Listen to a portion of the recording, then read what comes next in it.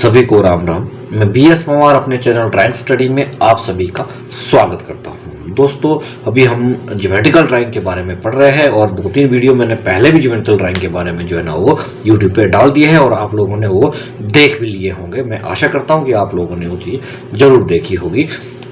इससे पहले भी हमने जो है वो बहुत सारी वीडियोस मैंने ड्राइंग कमीशन के नाम से जो है ना यूट्यूब पे डाल रखे हैं। एक प्लेलिस्ट ही आप लोगों के लिए बनी है जिसमें कि करीबन 145 वीडियो जो है वो बन चुका है। आज का जो वीडियो है ये 5वां वीडियो है। लगातार मैं ये 5वां वीडियो जो है डाल रहा हूँ ज्योमेट्रिकल ड्राइंग से। और आज का और कल जो वीडियो आएगा ये बहुत इंपॉर्टेंट वीडियो है।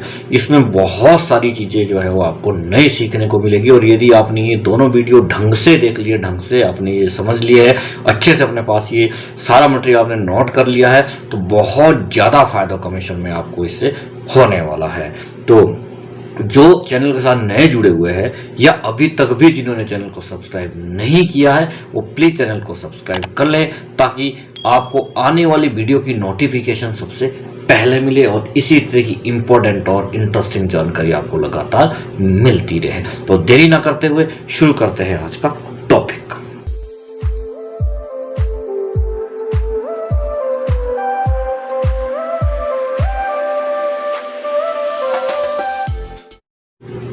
आज के टॉपिक का पहला जो हमारा प्रश्न है वह समानांतर चतुर्भुज ए बी सी डी के कोण ए और कोण बी के समद्विभाजक एक दूसरे को P बिंदु पर काटते हैं, तो कोण ए पी बी का मान क्या होगा।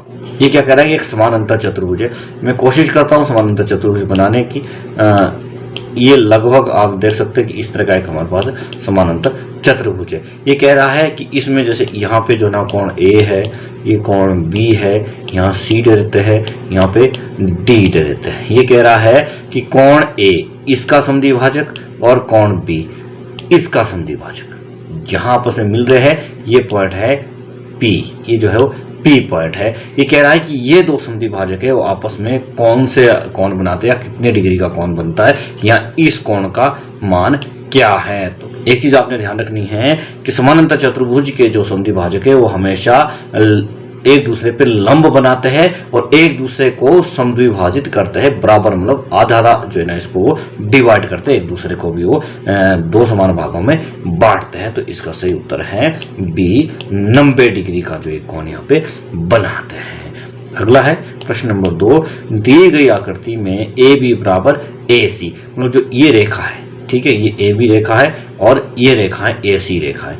ये दोनों रेखाएं जो वो एक दूसरे के बराबर है, मतलब ये समद्विबाहु त्रिभुज आप समझ सकते हैं इसको। तो ये कह रहा है कि कोण बी ए सी, अब यहाँ पे बी कौन है, यहाँ ए है और ये सी है, तो बी ए सी का मान मीन्स ये जो कोण है इसका मान ये कह रहा है कि इसमें से जो निम्न में से क्या होगा, ए का कोण, ए जो है कोण है इसका मान कितना होगा। तो आप ये देख सकते हैं ये समद्विबाहु त्रिभुज है तो एक और जो दो कोण है ये इक्वल होंगे, बराबर होंगे। बाहर यहाँ कोण दे दिया इन्होंने 105 डिग्री का। यदि 105 डिग्री का कोण बाहर है तो अंदर जो कोण होगा वो 75 डिग्री का होगा, क्योंकि 75 और 105 जो होता है वो 180 होता है। यदि दो कोण 75 डिग्री का है तो एक कोण भी 75 डिग्री का होगा, क्योंकि समद्विबाहु त्रिभुज में दो भुजाएं बराबर होती है और जहां से दोनों भुजाएं निकलती है ये दोनों कोण भी बराबर होते, इक्वल होते। तो 75 हो गया आपका 150 और 30 कितना होता है 180। तो सी जो इसका ऑप्शन है वो सही है। तो ए का मान कितना हो गया 30 डिग्री। अगला है प्रश्न नंबर 3 दिया हुआ है कि दी गई आकृति में त्रिभुज PQO, ये जो PQO त्रिभुज दी गई है ये एक समकोण त्रिभुज है, मीन्स इसमें एक कोण जो है वो 90 डिग्री का है। तो जिस त्रिभुज में कोण 90 डिग्री का होता है वो समकोण त्रिभुज होती है। ये कह रहा है कि जिसमें कोण PQO बराबर 90 डिग्री है, तो ये जो कोण है ये 90 डिग्री का है। तो कोण QPO तथा कोण POQ का मान निम्न में से क्या होगा, मतलब ये जो कोण है इसका मान क्या होगा और ये कोण इसका मान क्या होगा।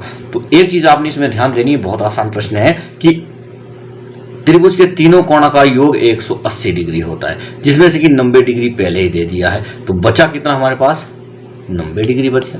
ठीक है, 90 डिग्री का ही निकालना है ना। अब इनमें से रेशो भी दे दिए कि ये 3x के बराबर है और ये 2x के बराबर है, तो x और x को हम प्लस कर लेते हैं, तो x बराबर कितना आ जाएगा, 5 आ जाएगा, यहाँ पे 5 आ जाएगा ना, 3 और 2 5। अब 3 और 2 5 से हमने जो है वो इसको भाग दे देना है किसको, 90 डिग्री को, ठीक है। तो 5 एकम 5, 4 बच गया, 4 यहाँ लगा देंगे तो 40 बन गया, तो 5 8 40, कितना हो गया 18। तो x का मान कितना आ गया, 18 आ गया। अब यहाँ पे सिंगल x तो दिया नहीं है, यहाँ पे 2x दिया, यहाँ पे 3x दिया है, तो 18 दूनी 36। अब 36 कहाँ है, यहाँ पे दिया हुआ है, ठीक है। 18 दिया चुंगन, तो ये जो है चुंगन दिया गया, तो इसका सही उत्तर कौन सा आ गया, ऑप्शन नंबर ए इसका सही आंसर आ गया है, ठीक है जी।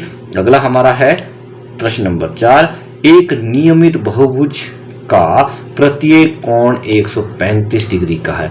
नियमित बहुभुज होता है समानांतर बहुभुज, जितनी भी उसमें भुजाएं होगी 3 4 5 6 जितनी भी होगी वो सब बराबर होगी, इक्वल होगी, तो उसका एक आंतरिक कोण जो है 135 डिग्री का है। ये क्या पूछ रहा है कि इस बहुभुज की भुजाओं की संख्या कितनी होगी, मतलब कितना बड़ा बहुभुज होगा। तो इसको निकालने के लिए मैंने कल भी आपको एक सूत्र बताया था, जो लास्ट वीडियो मैंने बताई थी, उसमें मैंने बताया था इसको क्या करना होता है हमें। एक कोण हमेशा कहाँ बनता है, सीधी रेखा पे कोण बनता है, ठीक है।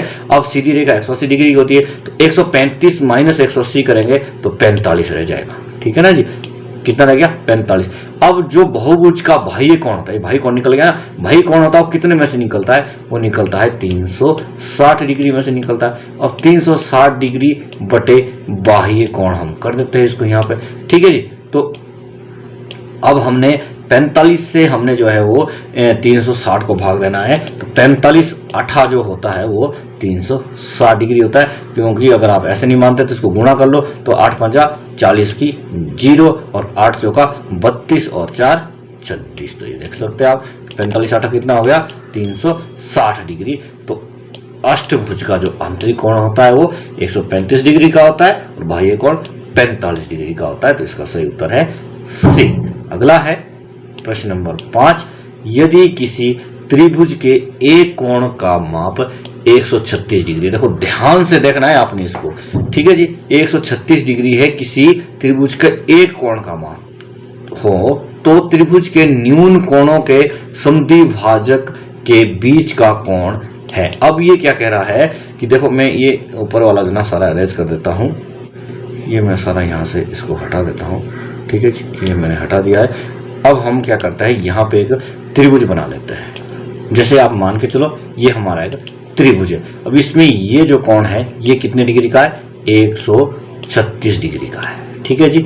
136 डिग्री का ही कोण है। अब ये क्या कह रहा है कि इसके जो दो न्यून कोण है, मतलब कि एक ये कोण है और एक ये कोण है, इनके समद्विभाजक मीन्स इनको बीच से अगर हम समद्विभाजन करेंगे तो यहाँ पे ये जो जहाँ पे रेखा मिली ये जो कोण बनेगा, ये कह रहा है कि ये कितने डिग्री का कोण बनेगा। अब इसको हम कैसे निकालेंगे, देखो त्रिभुज के तीनों कोणों का योग कितना होता है जी, 180 डिग्री होता है, ये आप सब जानते हैं, ठीक है। अब एक कोण जो है वो 136 डिग्री का है, तो माइनस 136 डिग्री कर देंगे, ठीक है जी। कितना बच गया हमारे पास, यहाँ बच गया 44, कितना बच गया, 44 बच गया हमारे पास। अब 44 डिग्री बचा, तो 44 को 2 से भाग दे देंगे, क्योंकि दो कोण है ना न्यून कोण, तो ठीक है। तो यहाँ आ जाएगा 22 डिग्री आ गया, ठीक है, 22 डिग्री आ गया। 22 डिग्री का ये कोण है, 22 का ये 44 और 136 का ये कोण है, तो टोटल बनता है हमारे पास 180 डिग्री। अब इसका भी हमने समद्विभाजन कर दिया, मीन्स 22 को भी आधा कर दिया, तो कितना रह गया 11 डिग्री। अब 11 का एक कोण है, 11 का दूसरा कोण है, तो कितना हो गया, ये हो गया 22, ठीक है।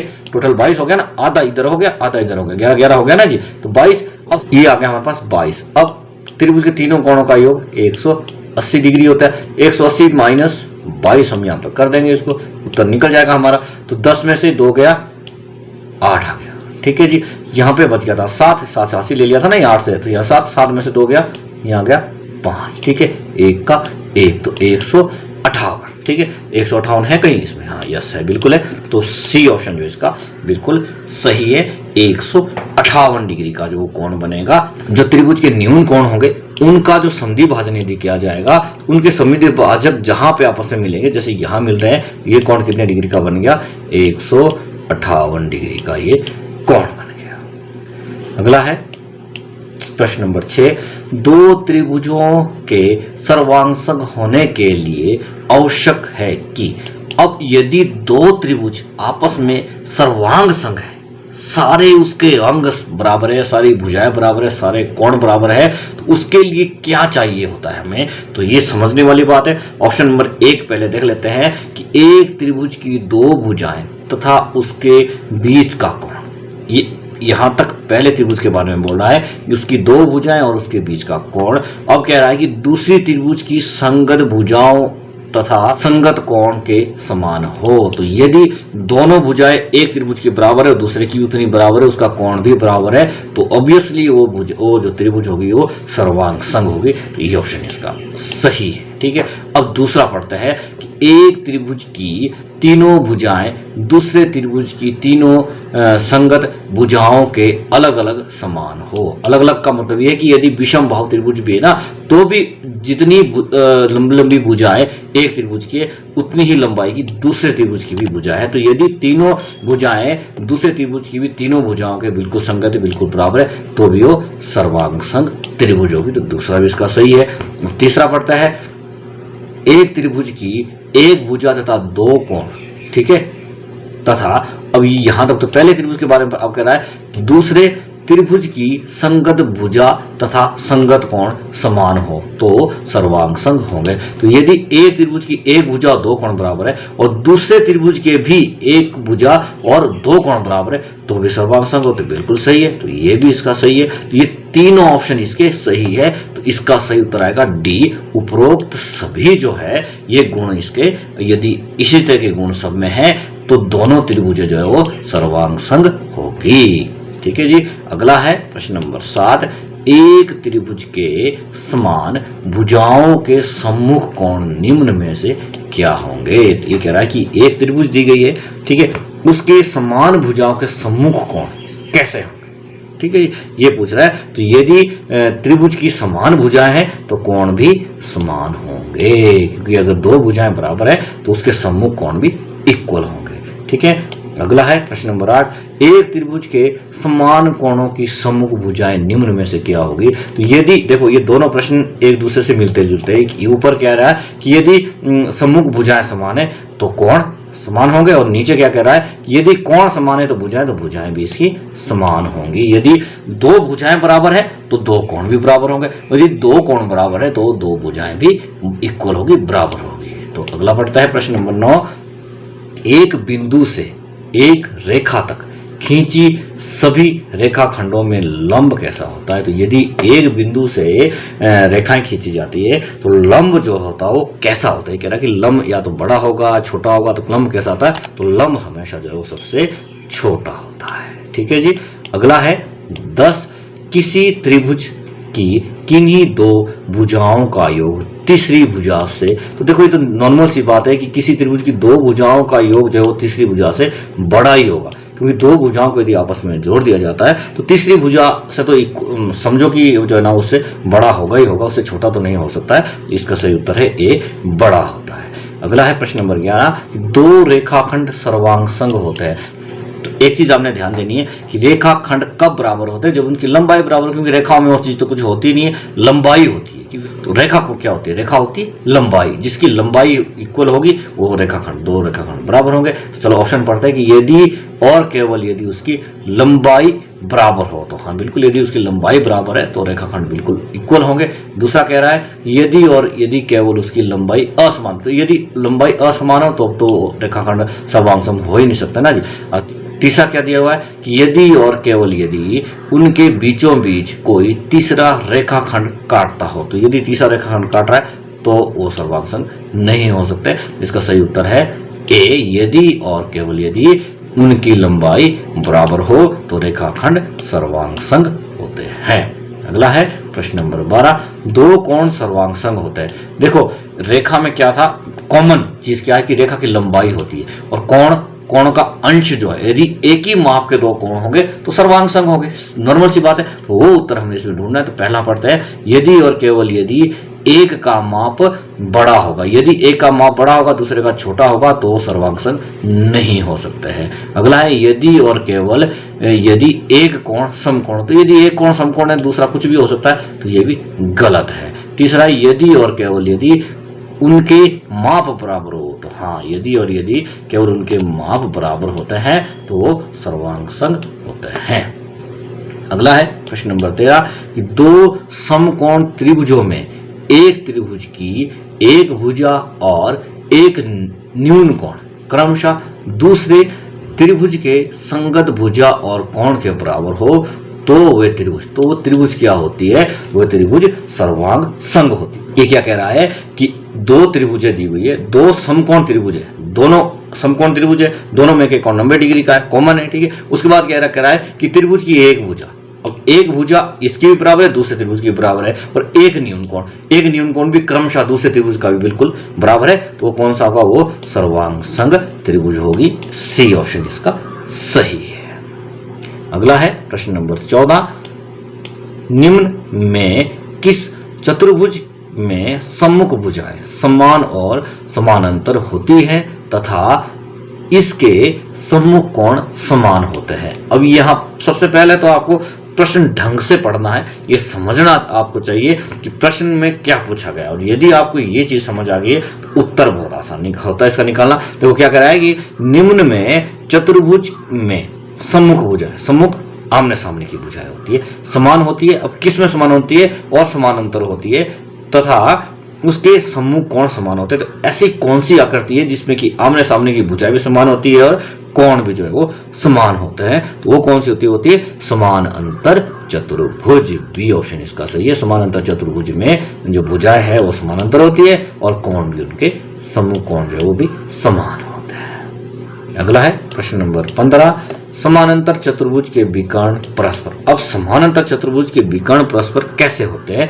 तो ये प्रश्न नंबर 1 जब मैंने करवाया था तो उसमें बता दिया था कि समानांतर चतुर्भुज के जो विकर्ण होते हैं वो परस्पर समद्विभाजित होते हैं। ये मैंने पहले ही आपको बता दिया था कि इसके जो विकर्ण होते हैं वो हमेशा समद्विभाजित होते हैं, एक दूसरे को जो है वो समद्विभाजित करते हैं। तो ए ऑप्शन इसका सही है। अगला है प्रश्न नंबर 16, समानांतर चतुर्भुज आयत होता है यदि और केवल यदि उसके, अब उसकी क्या खासियत होगी समानांतर चतुर्भुज की कि वो आयत बन सकती है, पर बन कब सकती है? वो कंडीशन क्या है कि यदि और यदि उसके विकर्णों की लंबाई जो है वो इक्वल हो। ए ऑप्शन इसका सही है कि विकर्ण यदि समान लंबाई के है तो वो समानांतर चतुर्भुज आयत होता है। अगला है प्रश्न नंबर 17, समानांतर चतुर्भुज समचतुर्भुज होता है यदि और केवल यदि उसके, अब समानांतर चतुर्भुज है तो समचतुर्भुज, समानांतर चतुर्भुज में क्या होता है? समानांतर चतुर्भुज की परिभाषा क्या है कि आमने सामने की भुजा जो समानांतर होती है, बट समचतुर्भुज में क्या होता है? समचतुर्भुज में सभी भुजाएं बराबर होती है, ये इसकी परिभाषा है। बट ये क्या कह रहा है कि समानांतर चतुर्भुज समचतुर्भुज तो होता है, पर होता कब है? वो कंडीशन इसने दे दी है, वो कंडीशन क्या है? अब ये किस कंडीशन में जो है वो समानांतर चतुर्भुज समचतुर्भुज होता है? वो होता है कि यदि उसके विकर्ण परस्पर लंब होते हैं, यदि विकर्ण लंब होंगे तो समानांतर चतुर्भुज समचतुर्भुज होता है। अगला है प्रश्न नंबर 18, समानांतर चतुर्भुज वर्ग होता है। देखो बहुत जबरदस्त टॉपिक है, यदि आप इसको ढंग से पढ़ते हैं, ढंग से समझते हैं तो मुझे नहीं लगता कि ज्योमेट्रिकल ड्राइंग में आपको मुश्किल लगेगा या उसको हल करना आपको टफ लगेगा, बहुत आसान इससे आपको हो जाएगा। वो ये जरूर है कि आपने इसको लगातार पढ़ना है, ये मत सोचना कि बहुत सारी किताबें आप एक साथ पढ़ लेंगे तो आपका कमीशन निकल जाएगा, ऐसा बिल्कुल नहीं होता।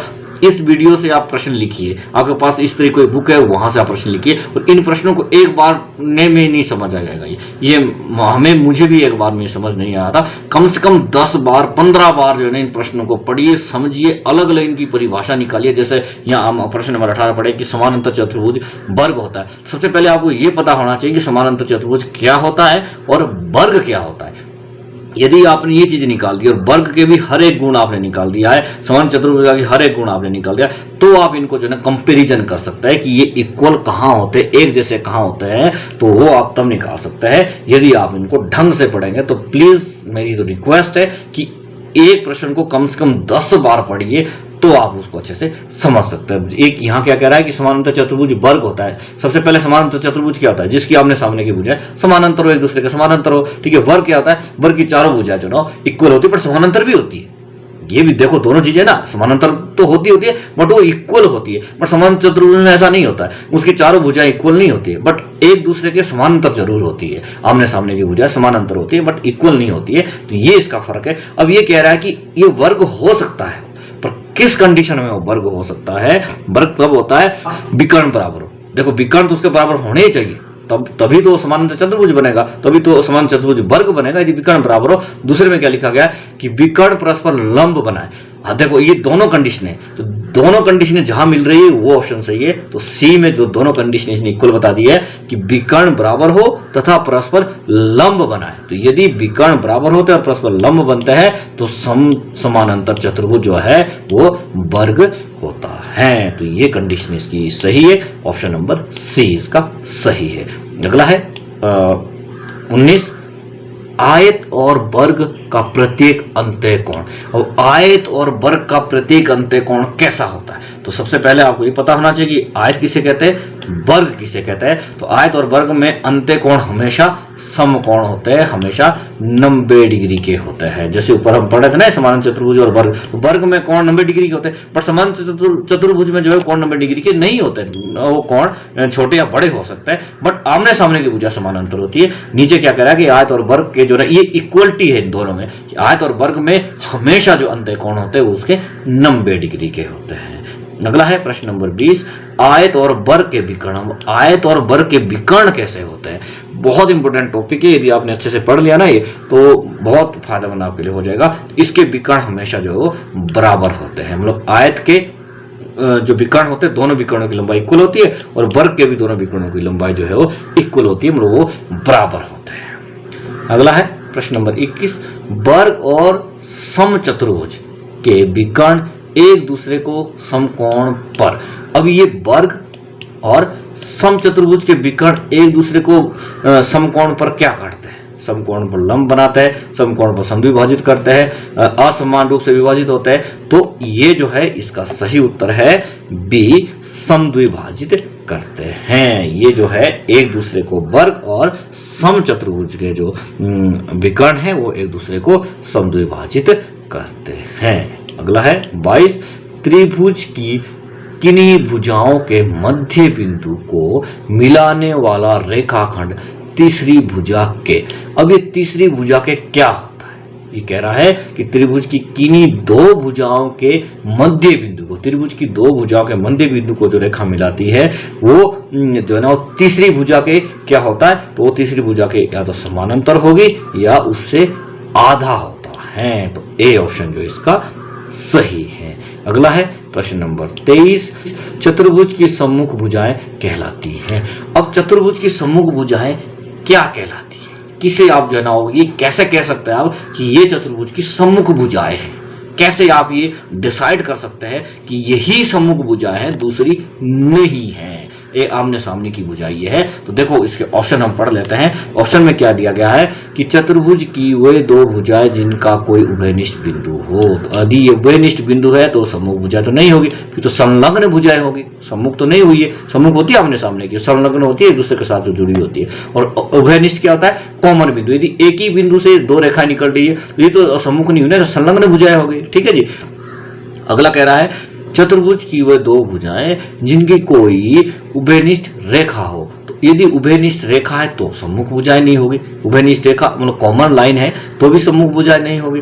अब तीसरा कंडीशन में क्या दे रहा है? ये तीसरा ऑप्शन हमें दे रहा है कि चतुर्भुज की वे दो भुजाएं जिनकी उभयनिष्ठ रेखा समान हो। यदि उभयनिष्ठ रेखा समान है तो भी वो सम्मुख भुजाएं नहीं हो सकती है। चौथे में क्या दे रहा है कि चतुर्भुज की वे दो भुजाएं जिनका कोई उभयनिष्ठ बिंदु ना हो। तो ये ऑप्शन इसका सही है, क्योंकि समानांतर जो सम्मुख भुजाएं कौन सी होगी? ये जो भुजाएं, ये और ये भुजाएं सम्मुख है। अब यहाँ पे और यहाँ पे ये दो भुजाएं जो एक दूसरे के सम्मुख है, आमने सामने है ना, तो इनका कोई भी उभयनिष्ठ बिंदु नहीं है। तो ये जो है ऑप्शन डी इसका सही है।